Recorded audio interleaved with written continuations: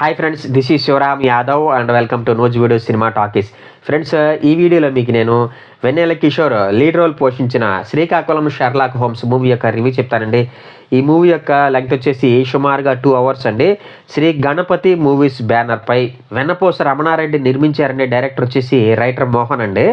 ఇక ఇందులో యాక్ట్రెస్ విషయానికి వస్తే వెన్నెల కిషోర్తో పాటు అనన్య నాగళ్ళ, అనీష్ కురువిళ్ళ, సియా గుప్తా మరియు బాహుబలి ప్రభాకర్ తదితరులు నటించారండి.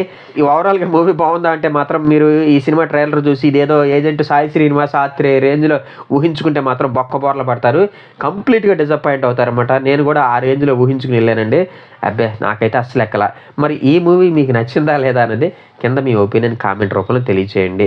ఇక స్టోరీ విషయానికి వస్తే ఇది 1991లో చనిపోయినటువంటి మన రాజీవ్ గాంధీ గారి హత్య కేసు నేపథ్యంలో మూవీ ఉంటుందన్నమాట. ఈ రాజీవ్ గాంధీ గారు చనిపోయినప్పుడు అనీష్ కురువిల్లా గారు ఆ శ్రీకాకుళం ఏరియాకి సిఐగా ఉంటారు. మరి ఆయన చనిపోయారు కాబట్టి అక్కడ అల్లర్లు జరుగుతాయి అనే ఉద్దేశంతో కొంచెం ఆ ఏరియాని కంట్రోల్ చేస్తుంటారు. అట్ ద సేమ్ టైం అక్కడ మేరీ అనేటటువంటి ఒక అమ్మాయి హత్యకు గురవుతుంది అనమాట.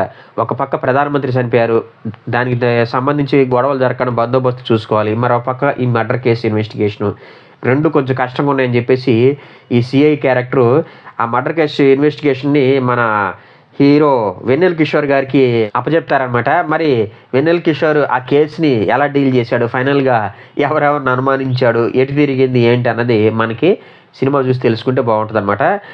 ఈ వెన్నెల కిషోర్కి కేసు అప్పగించేంత వరకు కూడా మూవీ బాగానే ఉంటుందండి. క్యారెక్టర్స్ బిల్డింగ్ స్టార్టింగ్ నుంచి డైరెక్ట్గా పాయింట్లోకి తీసుకొస్తాడు డైరెక్టర్. కానీ అక్కడి నుంచి వెన్నెల కిషోర్ ఎంక్వైరీ చేసేటటువంటి సీన్స్ చాలా బోరింగ్గా ఉంటాయి.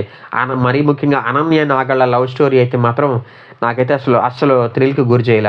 అయితే ఆ మేరీ అనే క్యారెక్టర్ని ఎవరు హత్య చేశారు అనే సస్పెన్స్ ఎలిమెంట్ని మాత్రం డైరెక్టర్ చివరి వరకు జాగ్రత్తగా మేనేజ్ చేసుకుంటూ తీసుకెళ్లారు. అది మూవీలో ప్లస్ పాయింట్. మరీ ముఖ్యంగా సెకండ్ హాఫ్ ఈ మూవీకి కొద్దిగా రిలీఫ్, అందులోనూ లాస్ట్ 20 minutes కొద్దిగా బాగుంటుంది. ఓవరాల్గా చూసుకుంటే just one time watchable movie. ఇక యాక్ట్రెస్ యొక్క పెర్ఫార్మెన్స్ విషయానికి వస్తే వెన్నెల కిషోర్ని కామెడీ ఓ రేంజ్లో వాడేసుకుంటాడు డైరెక్టర్ అని చెప్పేసి అనుకున్నా కానివ్వండి, ఆయనకి అసలు సరైనటువంటి కామెడీ సీన్సే పడలేదు. ఓవరాల్గా వెన్నెల కిషోర్ని డైరెక్టర్ సరిగ్గా యూజ్ చేసుకోలేదని చెప్పాలి. ఇక యాక్టింగ్ పరంగా నాకు కొద్దో గొప్ప నచ్చిన క్యారెక్టర్ అంటే మాత్రం అనన్య నాగళ్ళ క్యారెక్టర్ అండి. 2 shades ఉన్నటువంటి క్యారెక్టర్లో తను నటించిందనమాట. ఓవరాల్గా ఈ యాక్టింగ్ పరంగా తన పెర్ఫార్మెన్స్ కొంచెం నాకు బాగా నచ్చింది. ఇక సిఏ క్యారెక్టర్ చేసిన అనీష్ కురువిల్లా గారు కూడా తన క్యారెక్టర్కి న్యాయం చేశారు. మిగతా ఆర్టిస్టులు కూడా తమ పరిధి మేరకు నటించారని చెప్పాలి. ఇక టెక్నికల్ డిపార్ట్మెంట్ విషయానికి వస్తే సునీల్ కశ్యప్ అందించినటువంటి మ్యూజిక్ అయితే పాటలేమి నాకైతే పెద్దగా ఎక్కల, బీజిఎం పర్లేదండి. ఎన్ మల్లికార్జున్ గారి సినిమాటోగ్రఫీ బాగుందనమాట. ఫ్రేమ్ వర్క్ చాలా బాగా వచ్చింది. ఏదేమైనా సరే మూవీకి కాస్త రిలీఫ్ ఏదైనా ఉందంటే మాత్రం అందులో ఈ సినిమాటోగ్రఫీ కూడా ఒకటని చెప్పుకోవాలి. ఇక డైరెక్టర్ రైటర్ మోహన్ గారికి ఇదే ఫస్ట్ మూవీ అండి. మేబీ ఆ టెన్షన్ కొద్దీ డైరెక్టర్ సినిమాని కొంచెం తడబడుతూ తీసాడేమనిపించింది. ఆ తడబాటు అనేది ఫస్ట్ హాఫ్లో మనకి క్లియర్గా కనపడుద్ది. ఓవరాల్గా సెకండ్ హాఫ్ బిగిన్ అయిన ఒక పావు గంటకి మూవీ కొంచెం గాడిలో పడ్డట్టు అనిపించింది.